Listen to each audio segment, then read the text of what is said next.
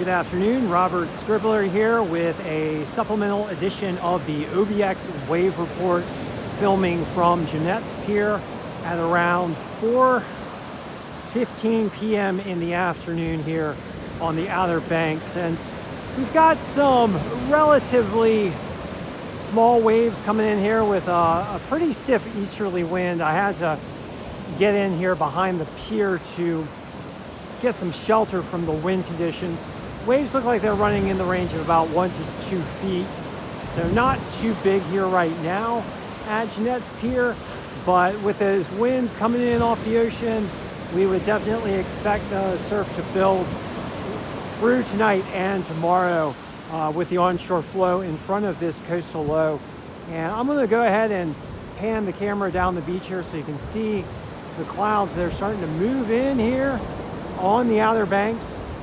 We've definitely got a pretty thick cloud bank here to our south, and conditions are going to deteriorate over the next day or two and get pretty stormy.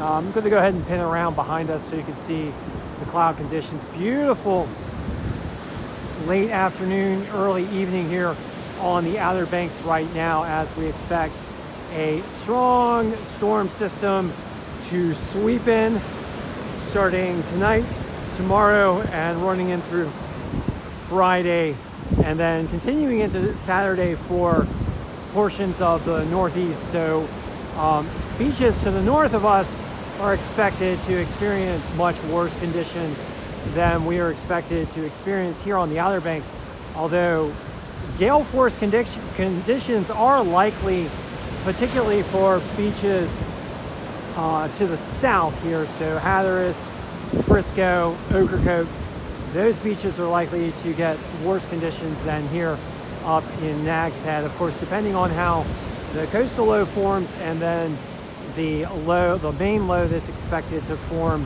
near the Outer Banks. Again, we don't have any surfers out here right now, so wave conditions really aren't all that great. We're looking at relatively small and sloppy conditions with just, white water here, nothing in the way of breaking waves or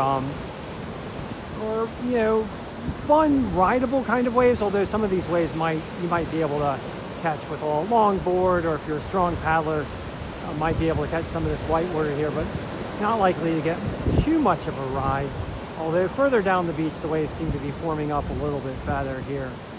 So filming here from the Outer Banks in anticipation of a major storm system coming in here from both the Atlantic and then also from the north and west, combining into a powerful storm, a low that's expected to bomb out over the Great Lakes and create impacts across the eastern U.S. and across the Midwest as well.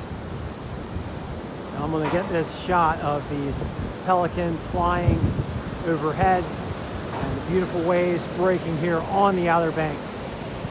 And this will be Robert Scribbler signing off for you today. And please remember to do everything you can to help support clean energy, which is a powerful response to human-caused climate change and a great way to help defend our coastlines from the impacts of climate change driven by fossil fuel burning.